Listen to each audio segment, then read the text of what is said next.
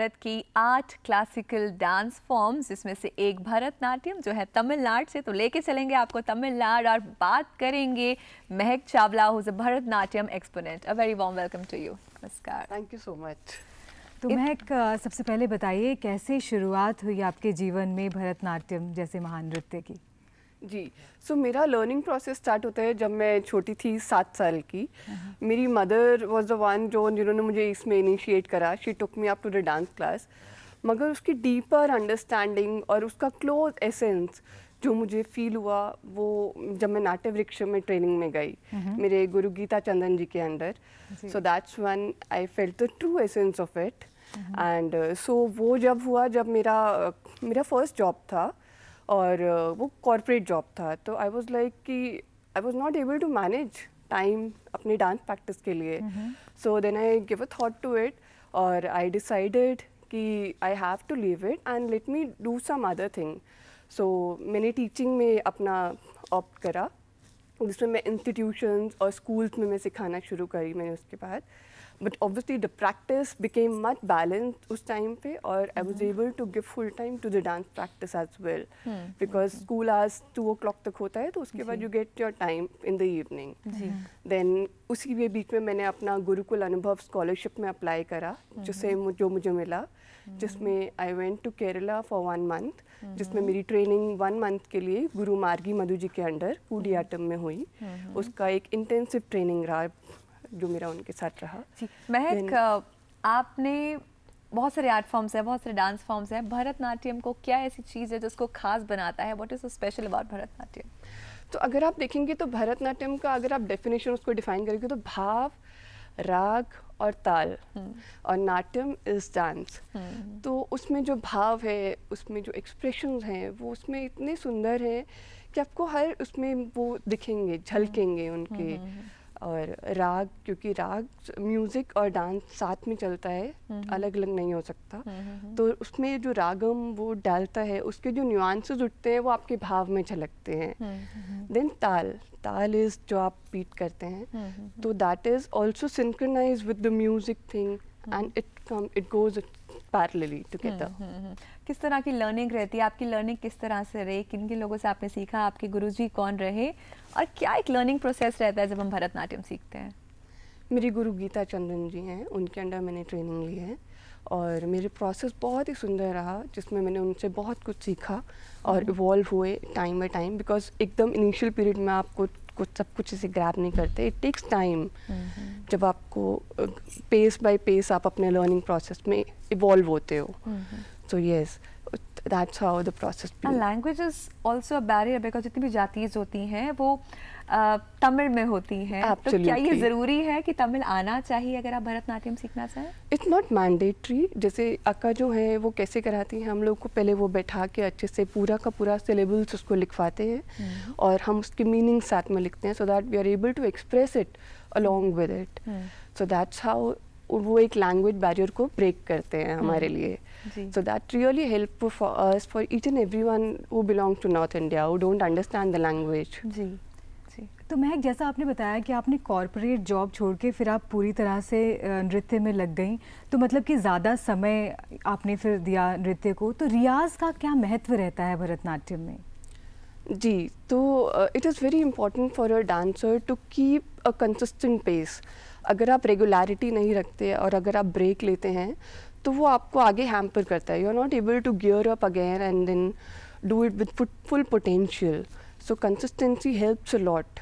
सो वो कंसिस्टेंसी आपका सिर्फ रियाज, उसको मैं रियाज से जोड़ूंगी, तो वो आपका रियाज होता है कि आपको रेगुलर रहना ही पड़ेगा so that you are able to maintain your body physically fit to dance. और उसके लिए आपने योगा में भी सर्टिफिकेशन किया है? यस।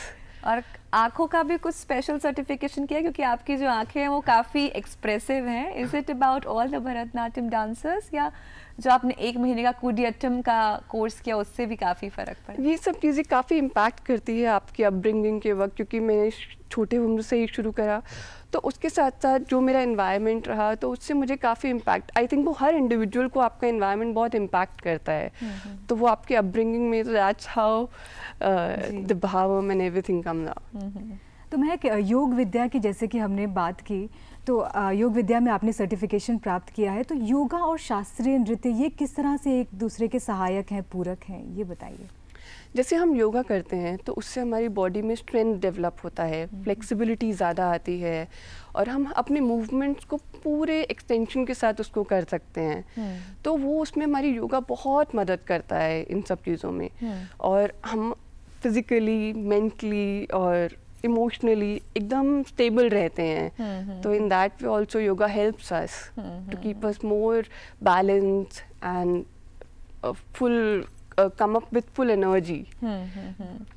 मैं वो कहते हैं कि एक्सप्रेशन इज अ मेडिसिन। आजकल लोग बहुत एक्सप्रेसिव नहीं होते हैं, तो आपको क्या लगता है नृत्य, खास करके भरतनाट्यम की बात करें तो can really help someone heal expression? जी जी जी। या इट कैन डेफिनेटली, बिकॉज आप जब एक्सप्रेशंस करते हैं तो आप उसमें एक इंटरनली उसमें थॉट देते हैं।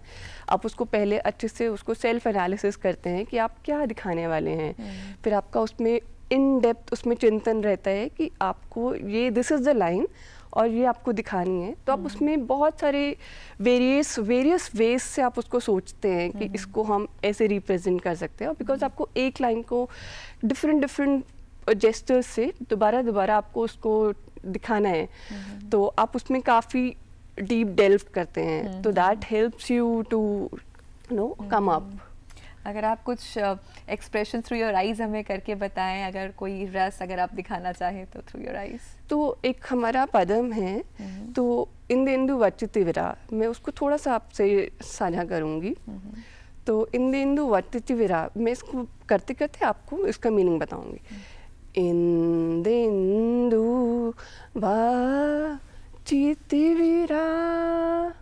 तो आप इधर आए, अब आने का टाइम है, तो क्यों आए हैं?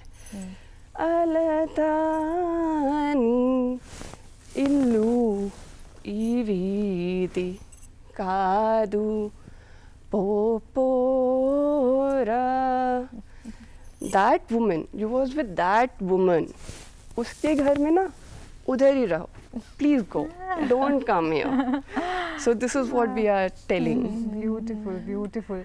तो महक, मुख्य रूप से तो आप भरतनाट्यम की नृत्यांगना है, वर्षों आपने बिताए हैं भरतनाट्यम करते हुए, लेकिन आपने कुछ वर्कशॉप्स अटेंड की, कलरी की, छौ की, तो वो किस प्रकार से सहायक रही आपकी भरतनाट्यम की यात्रा में? तो ये वर्कशॉप जो शॉर्ट मैंने अटेंड करी, इसने मुझे बॉडी कंडीशनिंग में काफ़ी हेल्प करी। इससे मेरी नॉलेज थोड़ी और एक्सपैंड हुई। मुझे पता चला कि ये मूवमेंट भी हमारे बॉडी फिटनेस के लिए काफ़ी इम्पॉर्टेंट है, बिकॉज उसकी लार्ज मूवमेंट्स होती हैं छाओ की। अगर आप देखें तो चॉक पोजीशन में, then stretching of the legs and taking up the holding up the hand in a specific posture. So वो सब बहुत हेल्प करता है। इनफैक्ट कलरी में जो आपका लेग किक्स रहती हैं, तो वो किक्स आपको हेल्प करती है आपकी बॉडी मोबिलिटी में। जी जी जी। अगर किसी को भरतनाट्यम सीखना शुरू करना है तो कुछ आयु की सीमा है कि बचपन से शुरू कर दिया जाए या मिडिल एज में भी आके शुरू कर सकते हैं?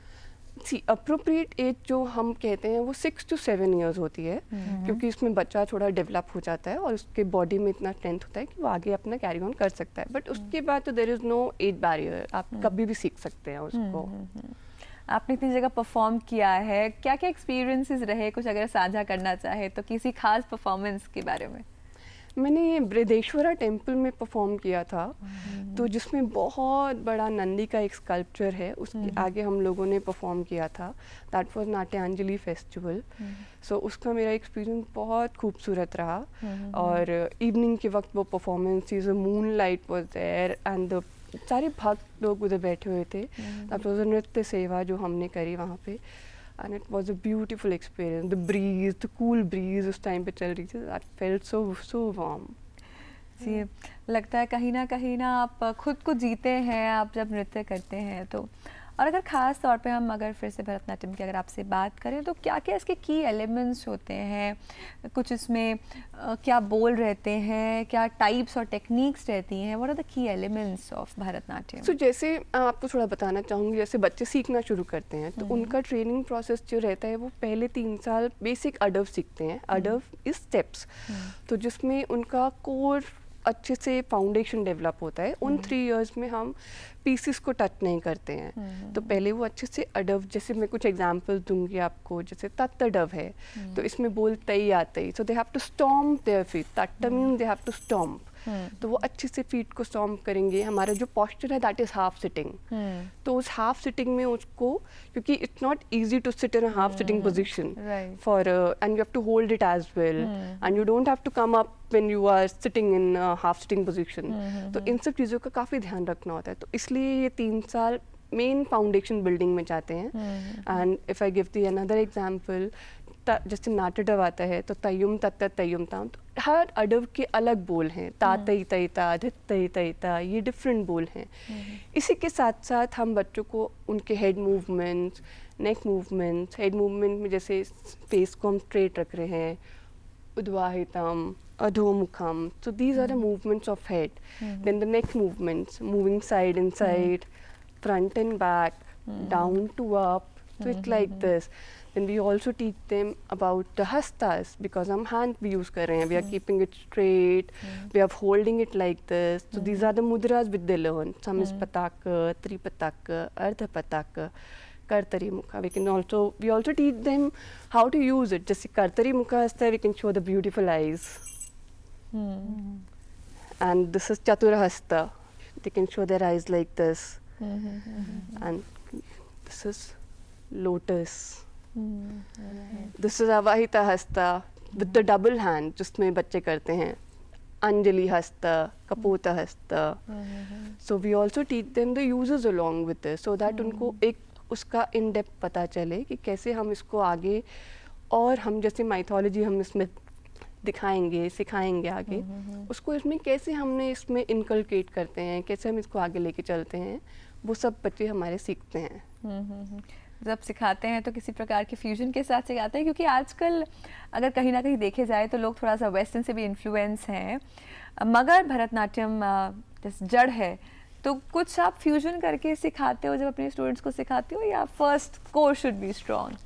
नहीं, इसमें we have to mix each and everything, as in जैसे हमारे पास, अगर मैं स्कूल के बच्चों की बात करूँ सपोज, तो स्कूल में आपके पास वेरियस क्राउड है, वो एक तरफ उनका माइंडसेट नहीं है। बट अगर यही आप इंस्टीट्यूशंस की बात करें तो इंस्टीट्यूशन में वही बच्चे आ रहे हैं जिनको वही डांस फॉर्म सीखना है, बिकॉज उनका माइंडसेट बना हुआ है। तो स्कूल की ट्रेनिंग में एक डिफरेंट सॉन्ग हमें लेना पड़ता है, not the pure classical one, because school में किसी बच्चे का इंटरेस्ट डांस में है, किसी का म्यूजिक में है, किसी का प्लेइंग में है, तो वो उसमें चले जाएंगे। तो we have to get them together and then we have to teach them.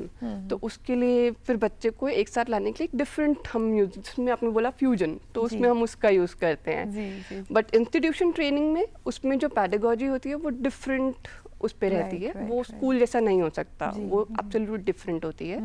उसमें एक डिसिप्लिन रहता है और बच्चों के अंदर उसको उसी तरीके से सिखाया जाता है, एक डेडिकेशन उनमें इन्वॉल्व करना चाहता है, और इस तरीके से इंस्टीट्यूशन ट्रेनिंग हमारा चलता है। जी जी, महक जी बहुत बहुत धन्यवाद हमारे साथ भरतनाट्यम के बारे में इतनी सुंदर जानकारी साझा करने के लिए। Thank you so much for joining us. Thank you.